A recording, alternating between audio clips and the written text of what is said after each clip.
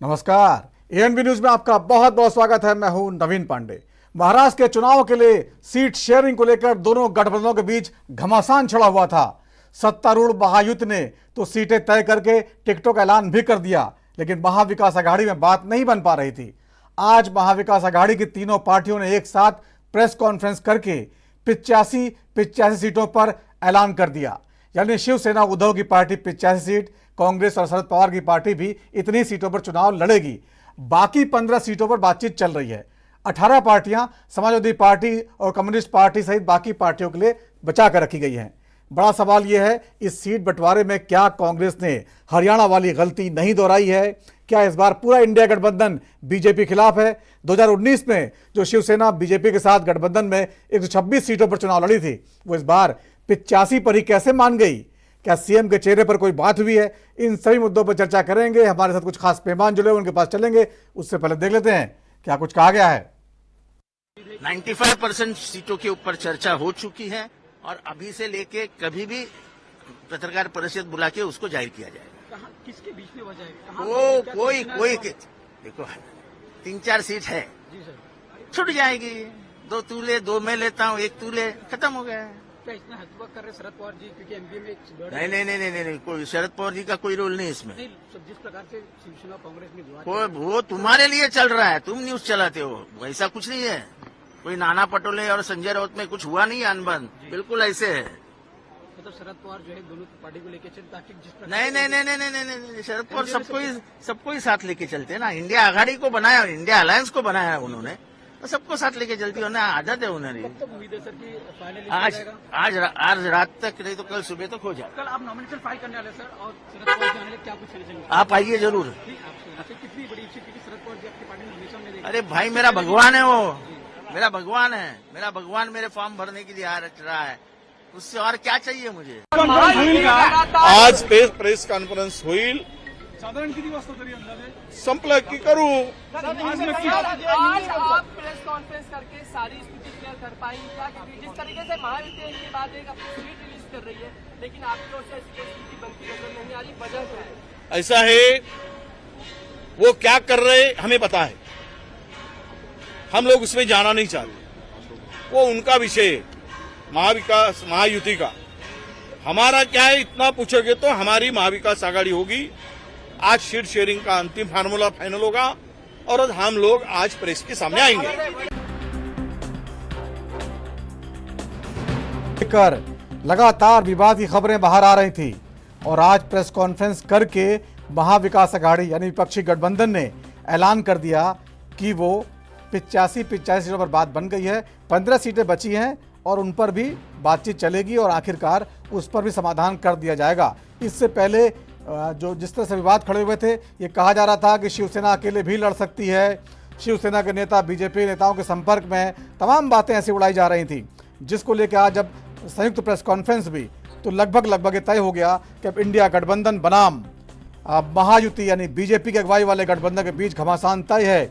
और अगर लोकसभा चुनाव की बात करें तो जिस तरह से लोकसभा चुनाव में प्रदर्शन रहा था, उसके आधार पर इन चुनावों में भी कहीं ना कहीं जो है विपक्षी गठबंधन जो है आगे दिखाई देता है।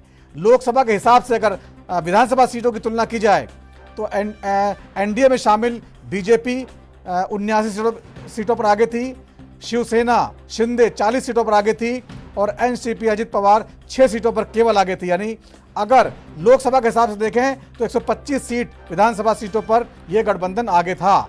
लेकिन विपक्षी गठबंधन वो जो है लोकसभा के हिसाब से बहुमत पा चुका था।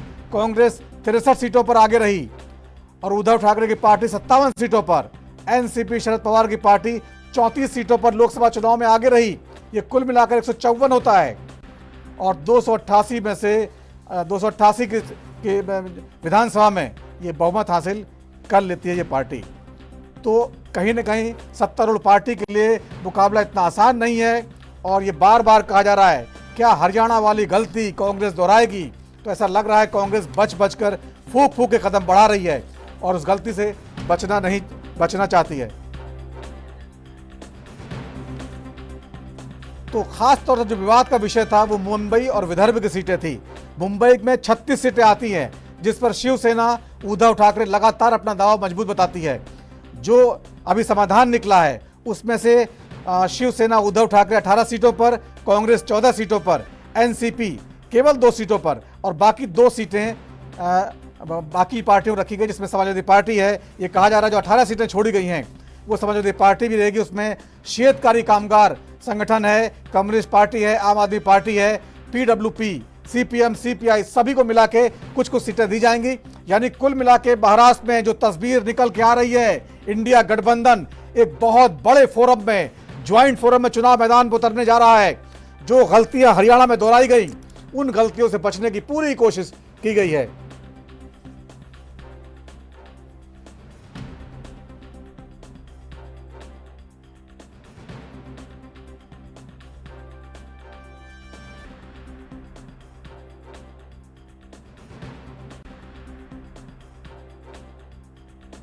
तो महाराष्ट्र की राजनीति जो है, चुनावी महासंग्राम शुरू हो गया है।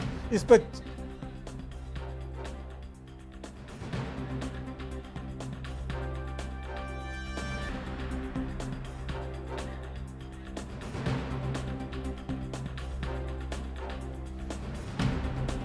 चलते हैं मेहमानों के पास और बातचीत का सिलसिला शुरू करते हैं। महाराष्ट्र की राजनीति पर क्या कुछ चल रहा है चुनावी समय में। हमारे साथ प्रदीप भटनागर, नेता बीजेपी के, बहुत बहुत स्वागत है। अशोक महात्रे जी हैं, महासचिव मुंबई कांग्रेस के, आपका बहुत बहुत स्वागत है। पंडित अवधेश शुक्ला, नेता शिवसेना उद्धव गुट के, बहुत बहुत स्वागत है पंडित जी। डॉक्टर परमवीर सिंह हैं, राजनीतिक विश्लेषक। सबसे पहले अवधेश शुक्ला जी आपके पास आना चाहूंगा, आपको आवाज आ रही मेरी? नवीन जी नमस्कार जी अवधेश शुक्ला जी, 85 बात बन गई है। आप लोग तो पिछली बार जो है, जहां तक मुझे याद है, जब बीजेपी के साथ गठबंधन में थे तो कहीं ज्यादा सीटों पर लड़े थे, 126 पे लड़े थे। इस बार 85 पे रह गए, कैसे बहुमत आएगा, कैसे सीएम बनेंगे उद्धव ठाकरे साहब? सर, हम लोग 85 पे लड़ रहे हैं। हमारी महाविकास अघाड़ी की सरकार बनने जा रही है, पहली चीज। और दूसरी चीज में हमारा इस समय स्ट्राइक रेट भी अच्छा रहेगा। महाराष्ट्र में हम 85 पे नहीं लड़े, हम 288 पे लड़ रहे हैं। महाविकास अघाड़ी 288 पे लड़ रही है। और जहां पे जिस पेड़ में अगर फल रहता है वहीं पे लोग आते हैं। आज हमारा मतलब हमारे पास लोग आने के लिए एकदम आतुर है। एनसीपी हो, कांग्रेस हो या शिवसेना हो, सब जगह इनकमिंग है। और जो सत्ता से बाहर जा रहे हैं उनके पास कोई नहीं आ रहा है। और हमारा 85 सीटें, हम लोग 288 पे लड़ रहे हैं। लेकिन शुक्ला जी, जो एक तो जो है उद्धव जी को जो है सीएम का चेहरा नहीं बनाया जा रहा है, तो ये कैसे कह सकते हैं कि आप अपनी पार्टी के हिसाब से देखें? तो ठीक है, आपने गठबंधन कर लिया, एक सीटों का तालमेल कर लिया, लगातार विवाद चल रहा था, विवाद खत्म हुआ है, अब ये लग रहा है कि इंडिया गठबंधन सीधे चुनाव मैदान में है। लेकिन अगर शिवसेना के हिसाब से देखें तो कहीं ना कहीं आपको उतना फायदा नहीं हुआ है। नहीं सर, फायदा क्यों नहीं हुआ है? फायदा हमको हुआ है, महाविकास अघाड़ी को हुआ है। और सीएम का चेहरा अगर इतना ही है तो बीजेपी क्यों नहीं आगे कर रही है? बीजेपी कहे ना, हम सिंधे साहब के चेहरे पर चुनाव लड़ रहा हूं। अरे भाई, जो सत्ता में है वो तो आ ही नहीं रहे आगे। और हमसे सीएम का चेहरा पूछा जा रहा है। अरे हमारा सीएम का चेहरा महाविकास अघाड़ी तय करेंगे, हमारे शीर्ष नेतृत्व तय करेंगे। और उद्धव जी एक महाराष्ट्र के काबिल मुख्यमंत्री थे। जो 2.5 साल का कार्यकाल था ना, उद्धव जी का सबसे बढ़िया था। इसलिए हमारा जो गठबंधन है ना, रूप से चल रहा है। इसमें महाविकास अघाड़ी में सेका, समाजवादी पार्टी और भी छोटे दल है, लेकिन कोई भी नहीं। लेकिन इनके यहाँ तो सिर्फ टोगल हो रहा है। आज ही देखिए, इनके पास से कई नेता हमारे यहाँ चले आए हैं। अजीत पवार के कई जिला अध्यक्ष हमारे यहाँ ज्वाइन किए हैं। नहीं शुक्ला जी, मुंबई की बात कर ले तो मुंबई में करीब आप 24 सीटें मांग रहे थे 36 में से, लेकिन आपको केवल 18 मिली हैं। कांग्रेस ने, नाना पटोले ने जो बहुत अच्छी बार्गेनिंग करके वहां भी कम से कम 14 सीटें आपसे झड़क ली हैं। एनसीपी को भी 2 मिल गई हैं। यानी कहीं ना कहीं आपने समझौता किया है इसको आगे बढ़ाने के लिए। सर, 18 सीट कम होता है क्या? और गठबंधन भी बहुत जरूरी है। बड़ा दिल तो करना ही पड़ेगा। तो मैं बड़ा दिल वही कह रहा हूँ, गठबंधन बचाने के लिए निभाया है। गठबंधन बचाने के लिए आपने कुर्बानी दी है थोड़ा बहुत, ये मानते हैं आप? बिल्कुल कुर्बानी नहीं दी है। महाविकास अघाड़ी सत्ता में आ रही है सर। ठीक है, महाविकास अघाड़ी सत्ता में आ रही है। और इस बार महायुति को डर अभी से नहीं, 3 महीना पहले से ही सताए जा रहे हैं। ठीक है, प्रदीप भटनागर जी आवाज आ रही है आपको?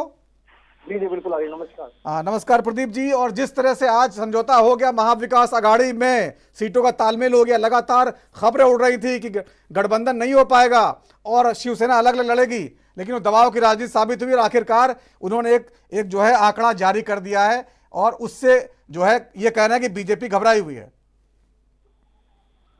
क्योंकि घबराहट किसको है किसको नहीं है चुनाव की, वो तो देखना और सबको देखना है। अभी आपने सवालों की बछार करी तो आप समझ सकते हैं कि आपको जवाब किस प्रकार के मिले। तो आपने इस तस्वीर देखा, आपने जिनको खुद की कोई हैसियत नहीं बन पा रही तो दूसरे आगे क्या बोलेंगे। ये तो देखने वाली चीज तो यही है ना। अब आप देखिए कि इनके साथ झारखंड में क्या हुआ और महाराष्ट्र में क्या हुआ। क्योंकि लड़ाई क्या है ना, लड़ाई इस चीज में छोटे और बड़े, वो कहावत रस्सी जल के मगर बन है। तो आज कांग्रेस का हाल यही है कि रस्सी जल के खाक हो चुकी है और पैर से जो है छोटी पार्टियों ने रगड़ के राख बना दिया है, तो उस राख को जो है ले घूम रहे हैं। और वही आज महाराष्ट्र के अंदर ये आपने पूछा आज कि 18 सीटें मिली है, आपने 28 मांगी थी। उसी प्रकार से अगर हरियाणा में चलेंगे आप तो हरियाणा में ये हरियाणा में अगर जम्मू कश्मीर चलेंगे तो ये बेचारे 38 सीटों पे लड़े तो 6 मुश्किल से मिली। तो आदमी को थोड़ा सा सोच समझ के अपने वक्तव्य रखने चाहिए, बोलने चाहिए।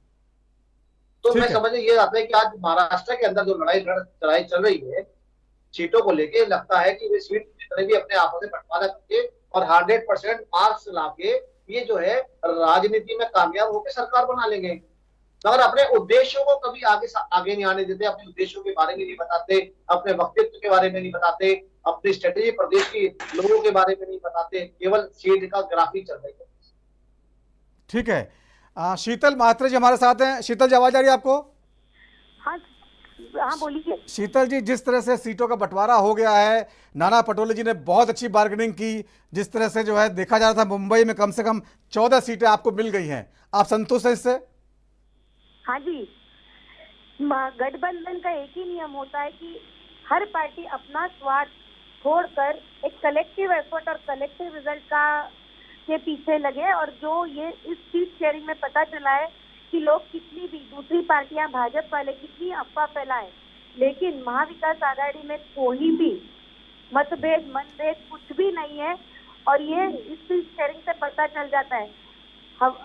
जो हवा फैलाने वाले लोग ने बहुत कोशिश करी कि महाविकास आघाड़ी में ऐसे रूमर्स फैलाकर कहीं ना कहीं इनमें दरार आए, लेकिन ये जो सीट शेयरिंग का हुआ है ये कोई नहीं झुकला सकता कि लोकसभा के बाद कांग्रेस ये सबसे बड़ी पार्टी रही है।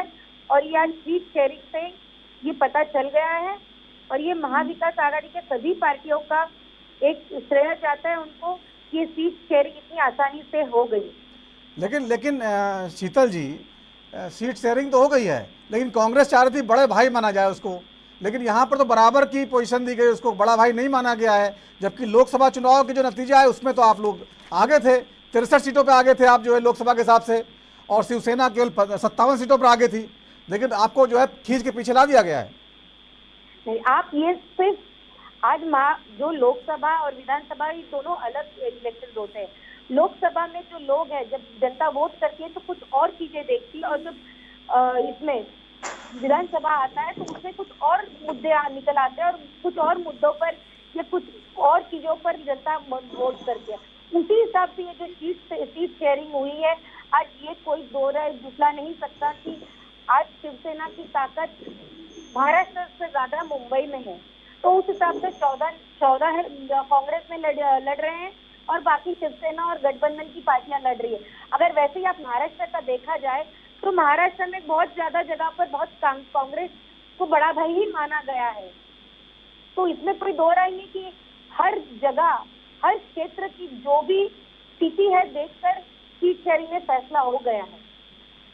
ठीक है, डॉक्टर परमवीर सिंह जी हमारे साथ जुड़े हुए हैं, राजनीतिक विश्लेषक। परमवीर जी, जिस तरह से हरियाणा में कांग्रेस ने जो गलती बताई गई, जो चुनाव नतीजों ने साबित किया कि कहीं ना गलती हुई है, उन्होंने गठबंधन नहीं किया बाकी पार्टियों से, यहाँ तक कि आम आदमी पार्टी से बात चली वो भी जो है सिरे नहीं चढ़ पाई और कांग्रेस ने बहुत कोशिश नहीं की, और उसका नतीजा ये हुआ कम से कम 10 सीटों पर कांग्रेस हारी और सरकार बनाने से चूक गई।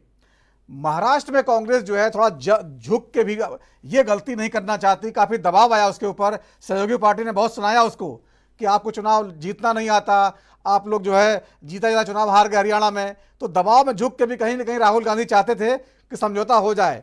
और जो निकल के आया, कांग्रेस झुकी और आखिरकार इंडिया गठबंधन एक पूरे फॉर्म में बीजेपी के सामने आया है। बहुत मुकाबला आपको लगता है रोचक होगा? नवीन जी, पहली बात तो मैं क्लियर करना चाहूंगा, कांग्रेस पार्टी झुकी नहीं है। देश की सबसे पुरानी पार्टी कांग्रेस पार्टी है और कांग्रेस पार्टी बहुत ही समझदार कहिए या होशियार कहिए या चालाक पार्टी कहिए। जहां पर कांग्रेस का अपना बेस है वहां पर वो किसी अन्य क्षेत्रीय पार्टी को बेस बनाने की परमिशन कभी नहीं देती है, तो इसलिए गठबंधन नहीं करती है। ऐसा नहीं होता है कि कांग्रेस को नहीं पता था और इस वजह से वो उनके साथ में आ गया। कांग्रेस का पूरा गठबंधन, चाहे वो केंद्र से हो चाहे राज्य से हो, वो हरियाणा में डैम श्योर था कि वो लोग अपने बल पर चुनाव जीतेंगे। वो नहीं चाहते थे कि गठबंधन करके समाजवादी पार्टी को या आम आदमी पार्टी को भी कुछ जमीन दे दी जाए, वो बिल्कुल नहीं चाहते थे। लेकिन जब उन्हें गठबंधन करना होता है तो कहिए चालाकी कहिए जैसा भी कहिए, वो दिल्ली में कर लेते हैं लेकिन हरियाणा में कभी करने को राजी नहीं हुए थे।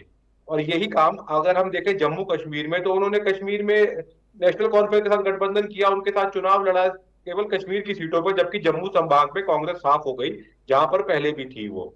अगर हम, और हर राज्य की राजनीति का टेम्परोमेंट अलग होता है। हम अगर महाराष्ट्र की बात करते हैं तो महाराष्ट्र में स्थिति सबसे अजीबोगरीब पूरे देश में कहीं पर नहीं है।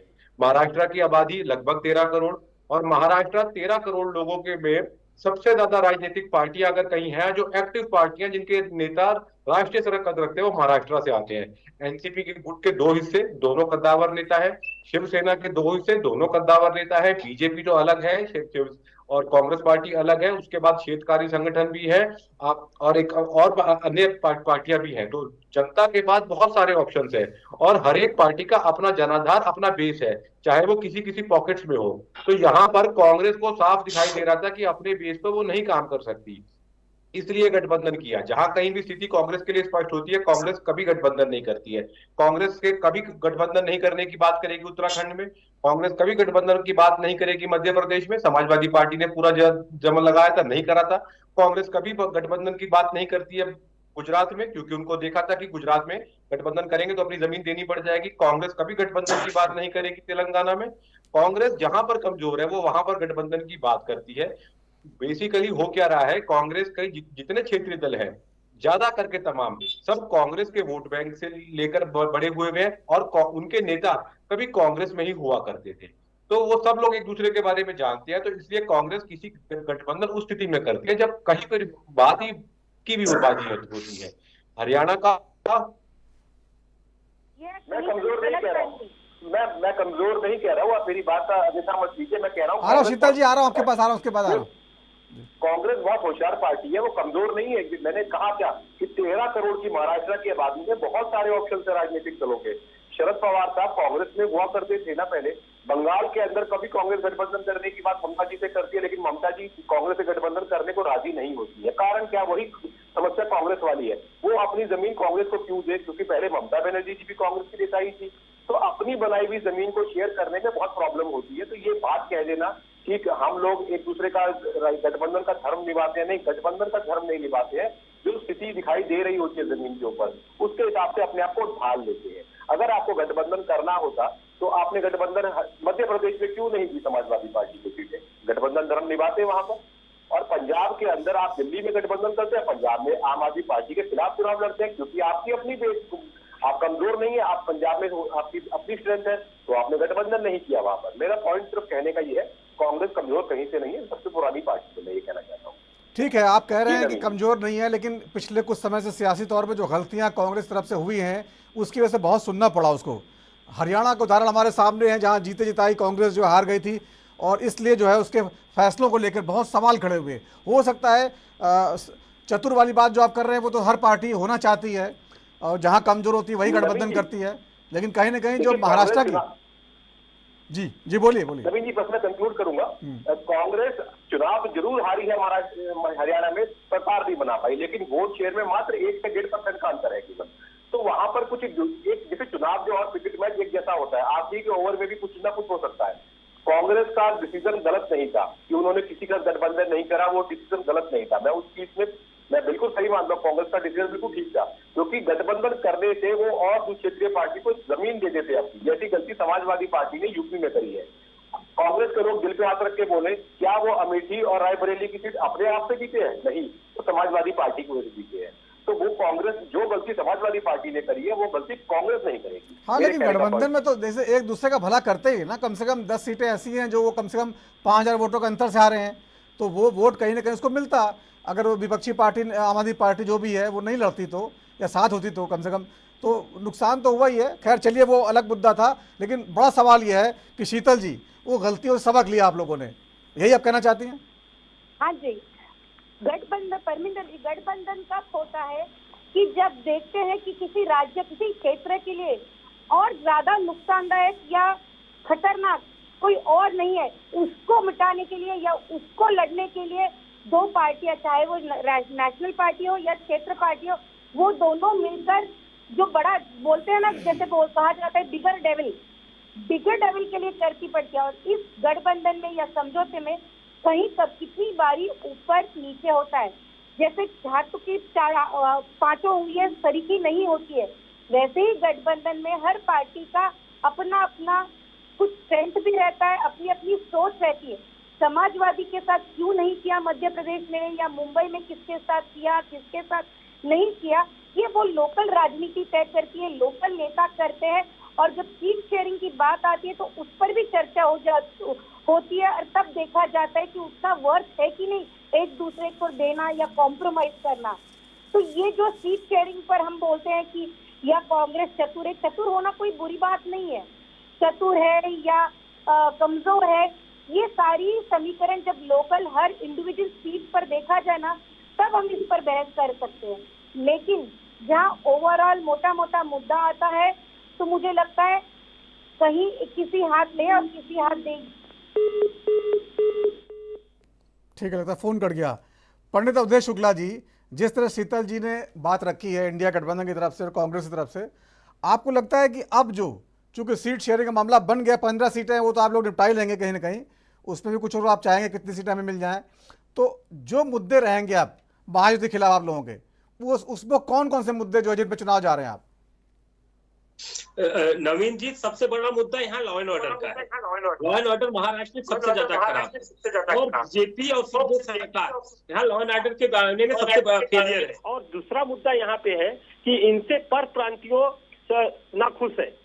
बीजेपी ने ऐसा 2.5 साल में किया है कि जो कि पर प्रांतीय अपने आप को ठगा महसूस कर रहे हैं, क्योंकि पर प्रांतीय आज बीजेपी जो सत्ता में थी, किसको सत्ता में इन्होंने भागीदारी दिया? पर प्रांतीय को। इसलिए पर प्रांतीय अपने को ठगा महसूस कर रहे हैं। जो उत्तर भारतीय खास करके हैं, वो बीजेपी से मोह भंग हो चुका है, और उसका फायदा हमारे मतलब यहाँ महाविकास आघाड़ी को जरूर मिलेगा। और यहाँ एक फार्मूला भी है, यहाँ के छोटे जो दल है वो हमारे साथ है महाराष्ट्र में, इनके साथ में कोई भी दल नहीं है, ये अपने साथी को ही लूट रहे हैं। ये इनके पास इनके साथी ना इनसे नाराज चल रहे हैं, काफी जो सत्ता में है वो तो नाराज चल रहे हैं। जी, प्रदीप भटनागर जी कुछ बोलेंगे? जी जी बिल्कुल बोलूंगा। सबसे पहले अपनी मर्जी से चुनाव लड़ने के लिए मैं पहले तो कांग्रेस को ये बात समझाना चाहूंगा, जो वोटर नगर निगम में वोट डालता है, जो विधानसभा में डालता है, वही लोकसभा में डालता है। थोड़ा आवाज सही करिए ना। जी जी, भारत माता की जय। जी मेरी आवाज आ रही है? हाँ रही, बोलिए बोलिए। हाँ बता रहा हूँ। मैं पहले तो ये बताना चाहूँ कांग्रेस को कि मुद्दे विषय भिन्न हो सकते हैं, जनता लोकल मुद्दे और भ्रष्टाचार के मुद्दों को दिमाग में रख के वोट डालने से पहले, और आपने प्रदेश में, जिले में, नगर निगम में, जिला पंचायत में क्या कार्य करा क्या नहीं करा वो ध्यान रखें तो वोट डालती। तो वोटर एक होता है, ये दिमाग से निकाल दें। औकात समाजवादी पार्टी ने उत्तर प्रदेश की शुरुआत में दिखाई, तो सबने दिखाई, आज छोटे दल हो कितने भी हैं। अब आप देखिए झारखंड में क्या औकात है इनकी, इन्हें 5 सीट दिखाई जा रही है कांग्रेस को। अब चलते हैं महाराष्ट्र। ये मुझे महाराष्ट्र के बारे में बता रहे थे कि महाराष्ट्र के अंदर स्थिति लॉ एंड ऑर्डर खराब है। ये वही लोग है ना महाविकास आघाड़ी, जो लाउड स्पीकर का मुद्दा एक परिवार के आदमी ने उठाया था और कितना लंबा चला था, और राज ठाकरे ने घर से निकलना बंद कर दिया, और उद्धव ठाकरे जी ने घर से निकलने। कहीं ऐसा मुख्यमंत्री देखा किसी प्रदेश का जो विधानसभा की बैठक ही ना करता हो? तो ऐसा मुख्यमंत्री देखा प्रदेश का जो ड्राइवर के साथ ही चलता हो, डर के मारे कोरोना होता है? जो कोरोना से खुद डरता हो वो जनता की क्या बात है। अब आइए अब इनके विकास की बात करते हैं। जिस महाराष्ट्र की जीडीपी 10% से ऊपर थी उसे ये बेचारे 5% में ले आए। तो ये महाविकास आघाड़ी का विकास था, ये अपने विकास में लगे हुए थे। एक वीडियो जारी करी थी मैंने भी विभिन्न जो साइडों में देखी कि उद्धव जी शरद पवार से मिलने जा रहे हैं, शरद पवार जी से मिलने जा रहे हैं, तो शरद पवार जी का बाहर बैठो, अभी टाइम नहीं, आप पूछ के नहीं आए, जब मैं बुलाऊंगा तब आना आप।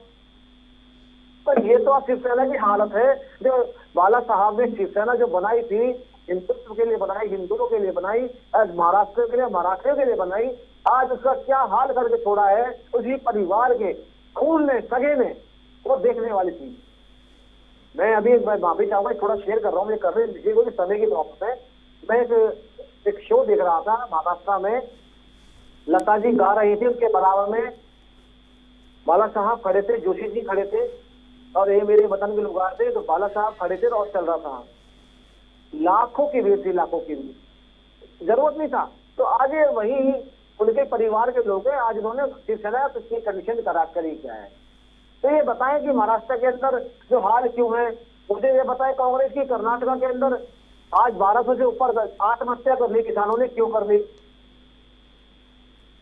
आज डीजल क्यों महंगा कर दिया कर्नाटका में, आप सरकार में आए, आपने हरियाणा के, आपने राजस्थान, महाराष्ट्र, सॉरी हिमाचल के अंदर आपने 2.5 लाख सरकारी कर्मचारियों की तनख्वाह क्यों नहीं की। वहां की जनता जो पुकार रही है अतिक्रमण हटाने के लिए, जो मस्जिदों पर जाकर उसके काम क्यों नहीं कर रही है। वो वही वोटर हैं जिन्होंने आपको वोट देके सरकार में लाए। और एक बात और कह रहे थे डॉक्टर साहब, वोट परसेंटेज की। डॉक्टर साहब, हिमाचल में भी हमारा वोट परसेंटेज बहुत अच्छा था, कांग्रेस से आप फिर भी हम सरकार में नहीं आ पाए थे। तो जनता जनार्दन का विषय है, उन्होंने चुना, और अपनी जनता ने, हरियाणा की जनता ने राजस्थान नहीं बनने दिया, हरियाणा को, हिमाचल नहीं बनने दिया, तेलंगाना नहीं बनने दिया, कर्नाटका नहीं बनने दिया। उन्हें पता था ये 36 बिरादरी को बांट के बात करते थे, आरक्षण की बात है। ये कांग्रेस के मुंह पे तमाचा है जनता का, और कांग्रेस समझनी पड़ेगी कि आज तुम्हारी औकात क्या है कि तुम्हें छोटे छोटे दल भी आज आपको नीचे बैठाते बिरादरी के। तो ये इमेज बनाई है राहुल गांधी ने कांग्रेस की जी। लेकिन प्रदीप भटनागर जी, किसी न किसी हाल में इस बार जो है, चाहे भले कांग्रेस थोड़ा दब जाए, लेकिन वो मुकाबला कड़ा करना चाहती है। इस पे चर्चा करेंगे, छोटे से वक्त का ब्रेक है, और ब्रेक के बाद लौटेंगे, चर्चा को आगे बढ़ाएंगे।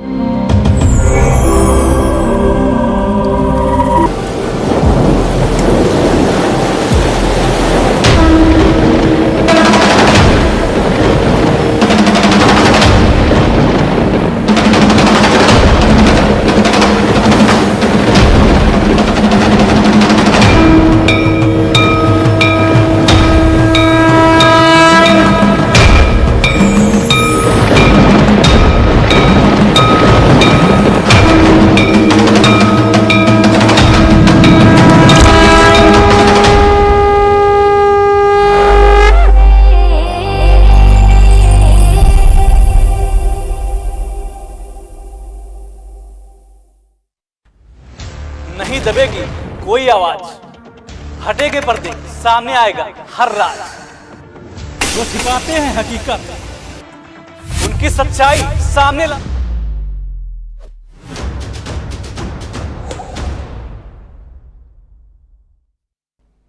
और ब्रेक के बाद राजधर्म में एक बार फिर आपका स्वागत है। आज बात कर रहे हैं महाराष्ट्र में सीट शेयरिंग को लेकर जिस तरह से विवाद गहराया हुआ था, उस पर महाविकास आघाड़ी ने एक कामयाबी हासिल की है। 85 सीटों पर समझौता कर लिया है। कुछ सीटें बाद में घोषित की जाएंगी, उस पर चर्चा कर रहे हैं। हमारे साथ कुछ खास मेहमान जुड़े, उनके पास चलते हैं एक बार फिर से। प्रदीप भटनागर जी हैं, नेता बीजेपी के। शीतल अशोक म्हात्रे जी है, महासचिव मुंबई कांग्रेस की।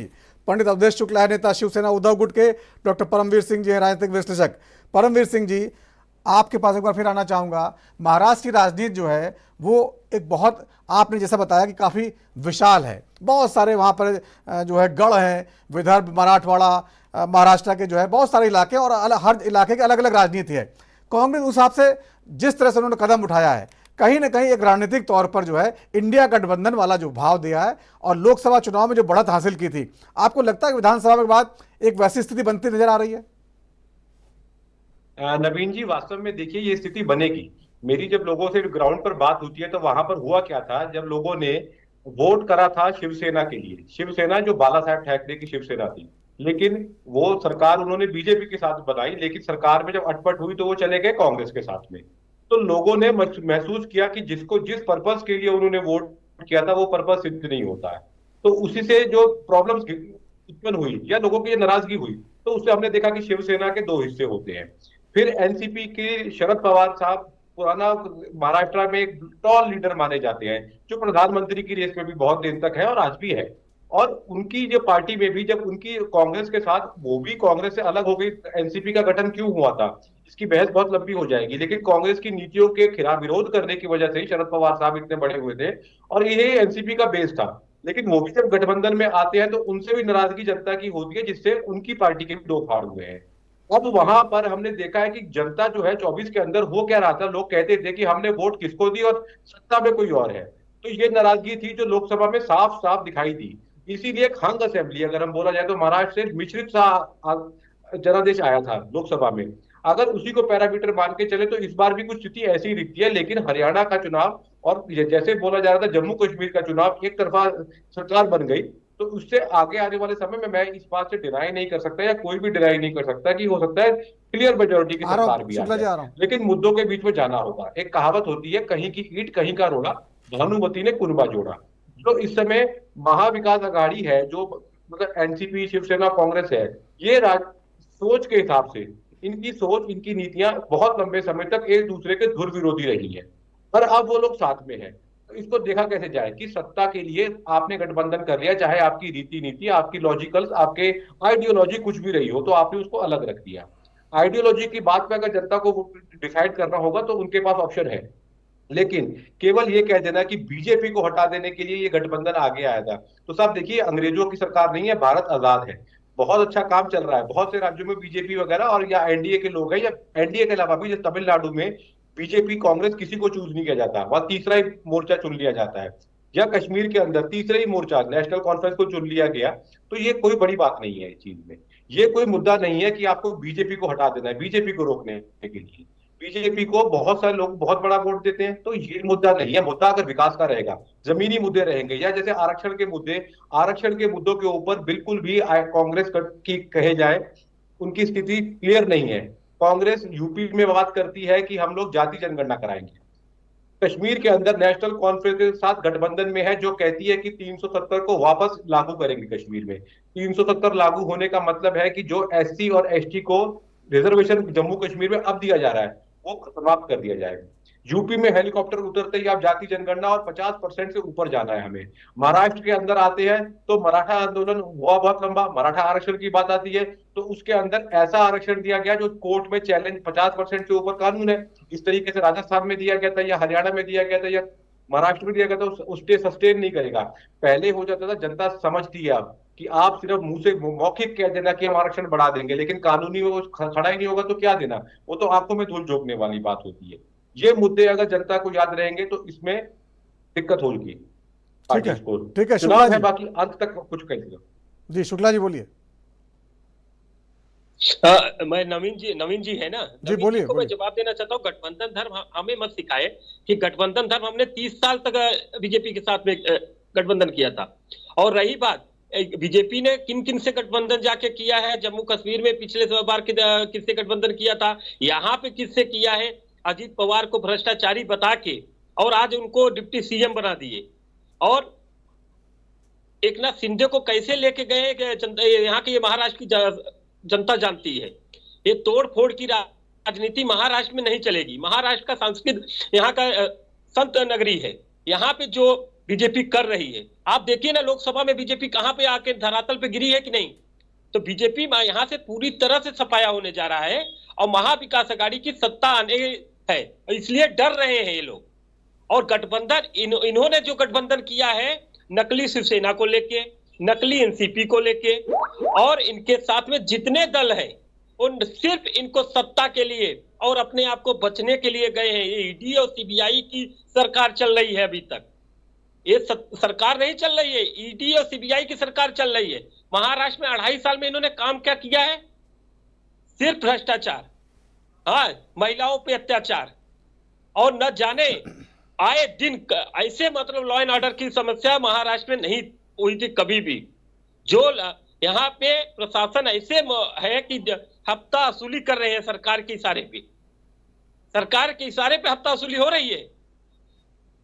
लेकिन शुक्ला जी, उनका कहना है कि जो पिछली बार जो 2019 में जो वोट जनता ने दिया था सरकार बनाने के लिए, बीजेपी और शिवसेना को दिया था, और जो वोटर थे दोनों के सेम थे, जो चाहते थे कि सरकार बने, लेकिन शिवसेना अलग चली गई, इसलिए जो है वो थोड़ा सा उसको फायदा नहीं मिलेगा, ये उनका मानना है। क्यों गई शिवसेना अलग? क्योंकि गठबंधन धर्म बीजेपी ने नहीं निभाया। हमने तो एक ही चीज बोला था 2.5 साल का मुख्यमंत्री, और बाकी कुछ था क्या? जब अमित शाह जैसे लोग अपने जबान पे मुकर जाते हैं तो क्या कर सकते हैं? जब आओ इन्होंने 5 साल का मुख्यमंत्री लिए, क्या मुख्यमंत्री किसको बनाए? जब अगर इनको ही इतना ही था तो शिंदे साहब को तोड़ के क्यों लेके गए और क्यों मुख्यमंत्री बनाए? मुख्यमंत्री बनना चाहिए था। मनोहर जोशी जी, आदरणीय जोशी जी कितने साल मुख्यमंत्री रहे महाराष्ट्र के? अरे मुख्यमंत्री थे तो बड़ा भाई माने, कितने साल मुख्यमंत्री रहे? जवाब दीजिए, जवाब दीजिए ना भाई। उस समय अटल जी थे जो गठबंधन धर्म निभाते थे। कितने साल सरकार रहे? अटल जी भी भारतीय जनता पार्टी के कार्यकर्ता थे। कितने साल आदरणीय जोशी जी कितने साल मुख्यमंत्री रहे? 2.5 साल रहे या 5 साल रहे? 5 साल रहे ना, लेकिन जो किस पार्टी से वचन दिया था, किस पार्टी से थे? किस पार्टी से थे? अरे शिवसेना से थे।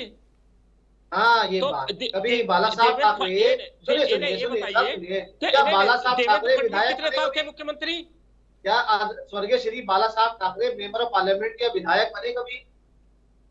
नहीं, कभी कैबिनेट नहीं बने भाई। तो क्या क्यों नहीं बने? आप कहना क्या चाहते हैं? क्यों नहीं बने? आप ये बताइए। वो चाहते उद्धव जी को भी नहीं बनना था, नहीं बीजेपी को। वो कह रहे उद्धव जी ना बनते, ये बोल रहे हैं।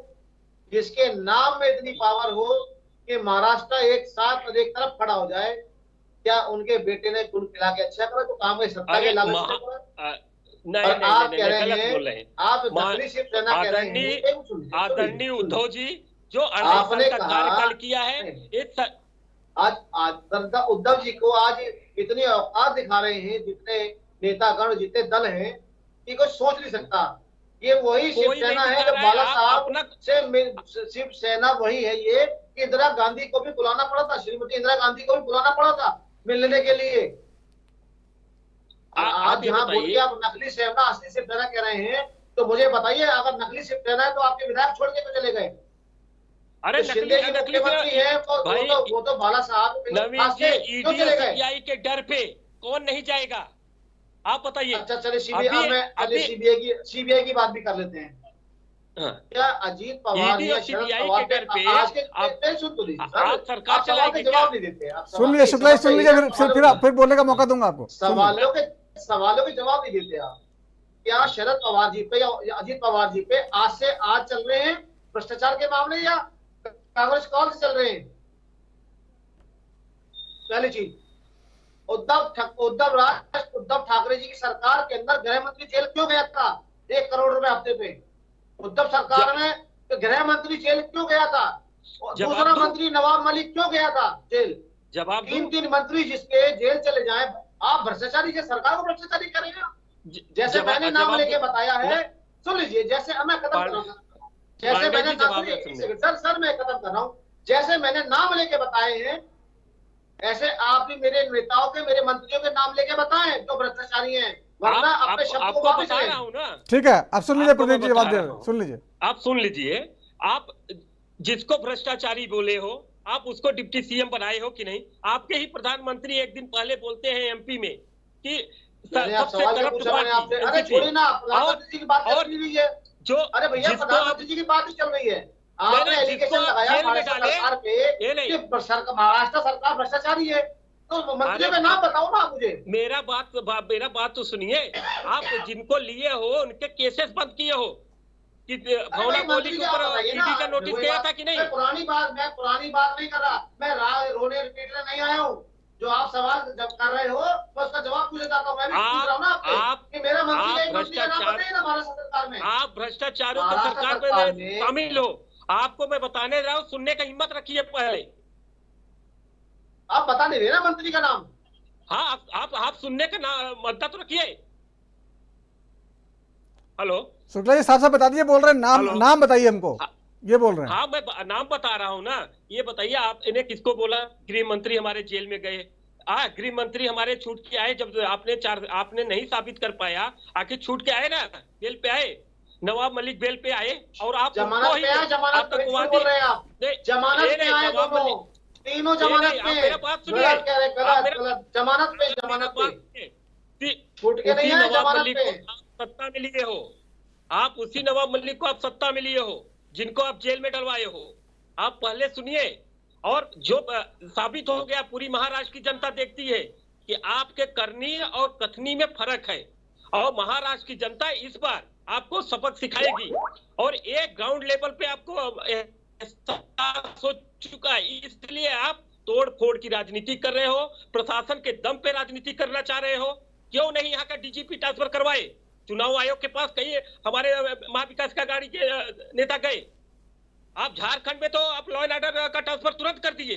आपके पास ताकत नहीं है, क्योंकि आप भ्रष्टाचारियों के साथ में सत्ता चलाना चाह रहे हो। भ्रष्टाचारियों का नाम तो बताओ भाई, नाम तो बताओ ना। भ्रष्टाचारियों के नाम लेके बात करो, वैसे बताइए ना। आप गोल गोल क्यों अंडा घुमा रहे हैं? आप गोल गोल क्यों घुमा रहे हैं? आप सीधा सीधा क्यों नहीं बोलते? आप लोग डरते क्यों हैं? अजीत पवार का नाम ले रहे हैं वो, प्रदीप भटनागर जी। अगर अरे अजीत, मैं तो कह रहा हूँ अजीत पवार पे क्या कोई करप्शन के मामले चल रहे हैं? वो आज से चल रहे हैं।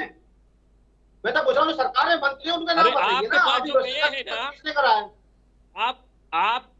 आपके पास जो गए हैं वही केसेस बंद हुए हैं, उनके ही केसेस बंद हुए हैं। और महाविकास आघाड़ी की सरकार आएगी, वही केसेस बंद होंगे। मैं कह रहा हूँ आदरणीय मुख्यमंत्री शिंदे जी की सरकार में भ्रष्टाचारी नेता का नाम तो बताइए, मंत्री का नाम तो बताइए। अरे आपके जो आपके, अरे सुन लीजिए, अब मैं बताता हूँ, आप नहीं बोल पा रहे हो ना। आपके नेताओं ने टेंडर दे रखे थे टोल टैक्सों के 30 साल के, वो कैंसिल करा के वो टोल हटवा दिए। शरद पवार जी को यहाँ आग लगी हुई है, क्योंकि धन करोड़ों अरबों रुपए आ रहा था कांग्रेसियों के पास, शरद पवार जी के पास, उद्धव जी के पास, उन टोल टैक्सों से। बिल्कुल गलत निराधार आरोप लगा रहे हो आप, क्योंकि आपने जनता आपको जान गई है। आपने 20-30 साल के टेंडर दे रखे थे उनको बना के, जो हटाए गए। मैं आप पे इल्जाम लगा रहा हूँ, जनरल पे इल्जाम लगा रहा हूँ आपके। मैं भ्रष्टाचारी आप है ना। आप एक मंत्री का नाम नहीं बता पा रहे। आप एक मंत्री का नाम नहीं बता पा रहे। तो आपको अधिकार नहीं है भ्रष्टाचारी कहने का। चलिए ठीक है, आगे बढ़ते हैं। ठीक है, जिस मंत्री को आप लिए वही भ्रष्टाचारी है। ठीक है शुक्ला जी, ये बहस चलती रहेगी। शुक्ला जी, जनता फैसला करेगी। भटनागर जी, ठीक है, जनता फैसला करेगी। ठीक है, बढ़ते हैं आगे, आगे बढ़ते। शुक्ला जी दोबारा फिर आऊंगा आपके पास। शुक्ला जी, गाड़ी की सत्ता जीत रही है। ठीक है शुक्ला जी, आगे आऊंगा। डॉक्टर परमवीर जी, जीत रही है, हरियाणा भी जीत रहे थे। ठीक है, प्रदीप भटनागर जी, क्या ठीक है, प्रदीप जी आओ। प्रदीप जी, तो बड़े बचन यहाँ पे बैठ के जलेबी खा रहे, सुबह जलेबी खा रहे, पकड़ा जा रहा है। गरीब की मिठाई खा रहे, जलेबी खा रहे, सारी जलेबी जनता ने निकाल दी, सड़ गई जलेबी सारी, महाविकास आघाड़ी की भी और इंडिगो गठबंधन की भी। महाराष्ट्र में हार की बौखलाहट से आप एकदम भिन्न हो चुके हो। आपको जनता हमें कोई नहीं तैयार है महाराष्ट्र। हमें कोई बौखलाहट की सत्ता में आया ना आए, सत्ता के लालची नहीं है भारतीय जनता पार्टी। सत्ता में आप सत्ता का दुरुपयोग कर रहे हो, आपके पास तो है और कुछ नहीं बचा है। ठीक है, आगे प्रदीप जी अभी आगे बढ़े, अभी समय है। शुक्ला जी आगे बढ़ दीजिए, आगे बढ़ दीजिए। शीतल जी कुछ कहना चाह रही है आप? हाँ जी, भट्टागर जी से मेरे 2 सवाल है। कौन सी बीजेपी की ताकत की बात कर रहे हैं और कौन से भ्रष्टाचार की बात कर रहे हैं? बीजेपी की ताकत उतनी है कि दूसरी पार्टियों को कमजोर करना, उनमें फूट डालना। ये जो अंग्रेज जो राजनीति करते थे, फूट की राजनीति, वही तो बीजेपी ने की है। अगर उनके पास उसके पास ताकत होती है तो दूसरों को तोड़ते नहीं। प्रदीप जी सुन लीजिए, पहले सुन लीजिए, फिर भ्रष्टाचार की बात कर रहे हैं तो मैं जवाबदारी से नेशनल टीवी पे कह रही हूँ, 100 करोड़ बकायदा 100 करोड़ 23 और 24 साल में जो हर आमदार को फंड दिए गए हैं, उसका इन्होंने क्या किया? आज चाहे तो देश के लिए 100 करोड़ में 100 करोड़ 10 करोड़ भी खर्चा नहीं किए, इसको कहते हैं भ्रष्टाचार। कितनी ही बार उठाए ये मुद्दे निकलते नहीं है। आज मैं नेशनल चैनल पे जवाबदारी से कह रही हूँ, हर विधायक को इन्होंने 100 करोड़ दिए हैं, करोड़ों का फंड किया है। मुंबई महानगर पालिका में जो 60,000 करोड़ की एफडी उसको भी तोड़ चुके हैं, लेकिन मुंबई शांघाई नहीं हुई है। मुंबई में कुछ डेवलपमेंट दिख नहीं रहा है। ये मैं सिर्फ उदाहरण मुंबई का बोल रही हूँ कि महानगर पालिका में चुनाव नहीं कराए गए क्योंकि इन्हें डर है कि उनकी सत्ता नहीं आएगी। आज पूरी डेमोक्रेसी की पूरी इन्होंने धज्जियां उड़ा दी है। बहुत से रहे मुंबई महानगर पालिका में 2-3 साल से चुनाव नहीं हुए, नवी मुंबई महानगर पालिका में 5 साल से चुनाव हुए। बीजेपी किस बात पे जाती है? इलेक्शन कमीशन को तो पूरा अपनी कठपुतली बना के रख छोड़ा है। किस भ्रष्टाचार की बात करते हो? एडमिनिस्ट्रेटर बिठाया गया है मुंबई महानगर पालिका में ताकि पूरा सीएम के अंडर में हो। जब हिमाचल कौन में सा सरकार चुनाव क्यों नहीं करा रहे महानगर पालिका से? प्रदीप जी आ रहा हूँ आपके पास, आ रहा हूँ प्रदीप जी आ रहा हूँ। शासन की बात नहीं करे कोई ठीक है। ठीक है शीतल जी, आपकी बात आ गई है। एक सवाल परम जी से लेता हूं, फिर आ रहा हूं आपके पास प्रदीप जी। परमवीर सिंह जी, अजीत पवार जो है बार बार हर चुनाव में जो है विपक्ष इसको मुद्दा बनाता है। आपको लगता है अजीत पवार जी जो है वो बीजेपी की दुखती बन चुके हैं, रग बन चुके हैं, कमजोर कड़ी हैं? नवीन जी देखिए, पहली बात तो ये जनता की बार बार एक नेता बात कहते हैं कि जनता तय करेगी, जनता तय करेगी। ठीक है, जनता वोट देना तय करती है, जनता अपना कैंडिडेट तय करती है, लेकिन कोई भ्रष्टाचारी है, कोई अपराधी है, ये जनता तय नहीं करती है।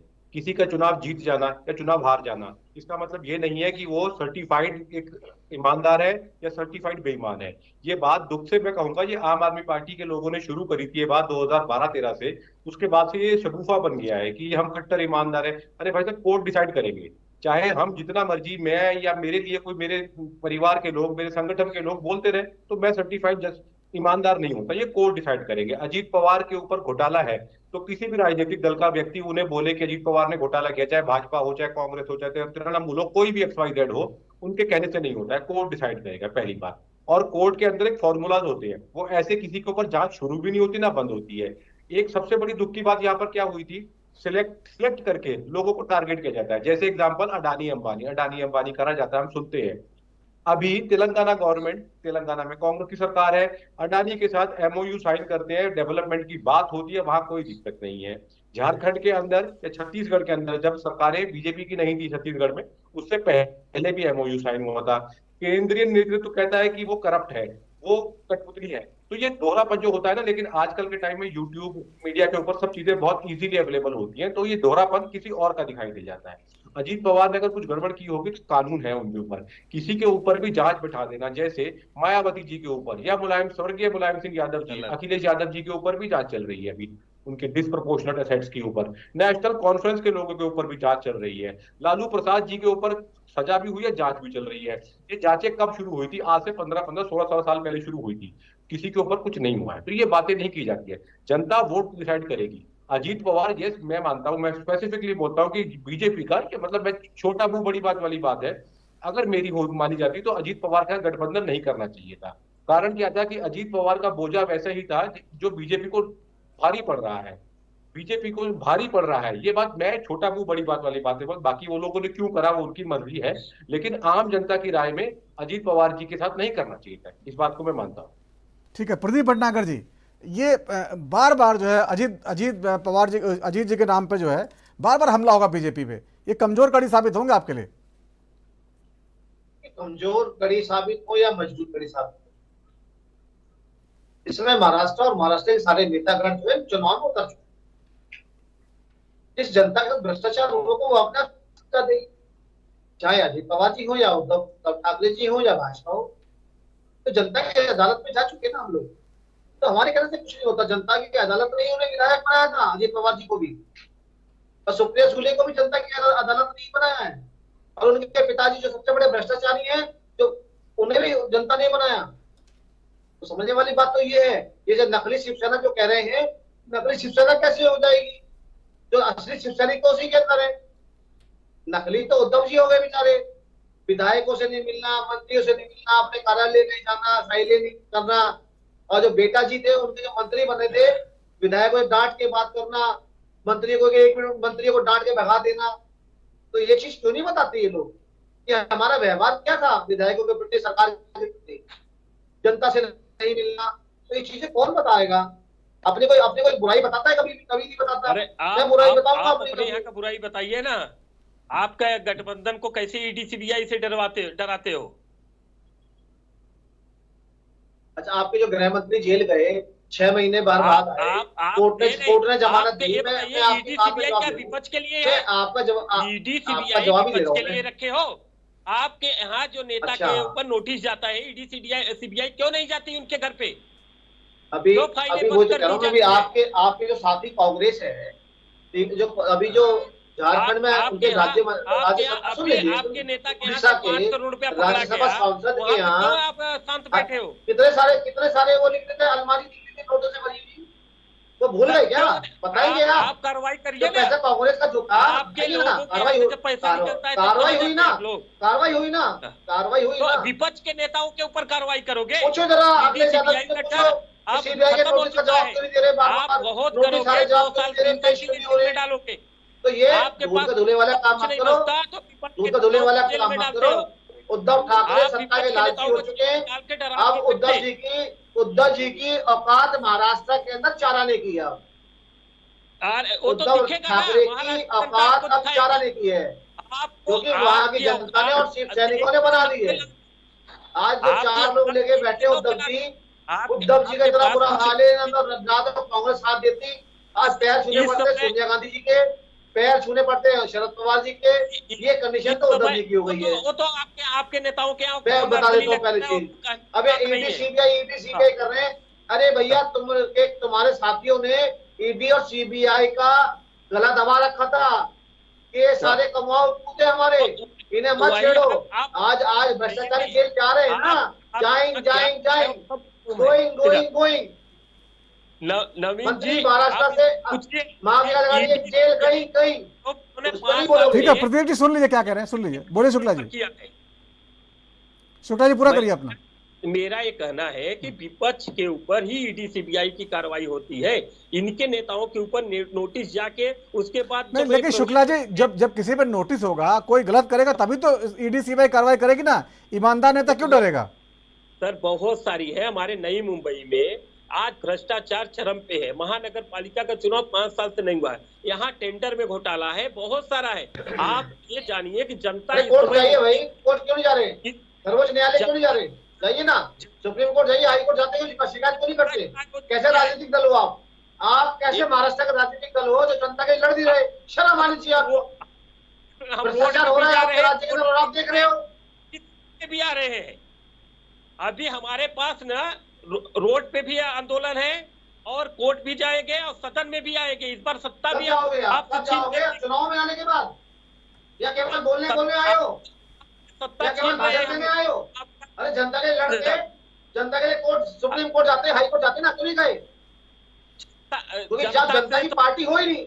आप जेब भरिंग पार्टी, परिवारिक भरिंग पार्टी। नवीन जी मेरी बात पूरी हो जानी चाहिए। प्रदीप जी सुन लीजिए। मैं पूछना चाहता हूँ, अगर इन्होंने विकास किया है ना, तो विकास की क्यों नहीं गिनती गिनाते? इनके पास रोड जो बने हैं वो एक बारिश में गिर जाते हैं। शिवाजी का मूर्ति आप महाराज का बनाए, वो एक बारिश नहीं चल पाए। पूरा भ्रष्टाचार।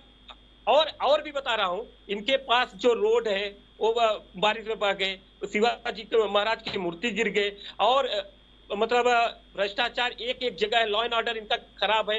आज स्कूल में बच्चे लोग के लिए इन्होंने कुछ भी नहीं कर पाया। 5 साल के सरकार में इन्होंने क्या किया है? हमारे 2.5 साल की सरकार, हमने कोरोना काल में जो किया है वो हमने नहीं, पूरे देश ने बताया है कि महाराष्ट्र की सरकार ने कैसा चलाया है।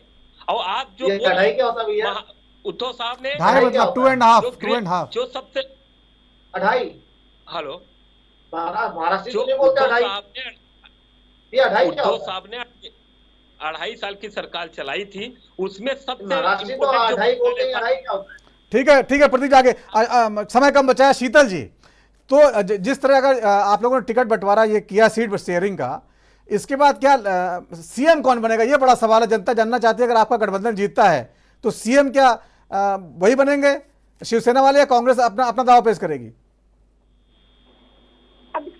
कौन बनेगा जिसकी सबसे ज्यादा सीट आएगी, शायद वही सीएम हो, या फिर गठबंधन का जो नियम है वो पालते हुए अगर कुछ आगे पीछे हो जाए तो भी ठीक है, जब तक झगड़ा ना हो और सीएम पद पर विवाद ना हो तब तक के लिए कोई भी, कांग्रेस भी हो सकती है, शिवसेना भी हो सकती है, और मुझे नहीं लगता किसी भी पार्टी को इसमें दिक्कत है।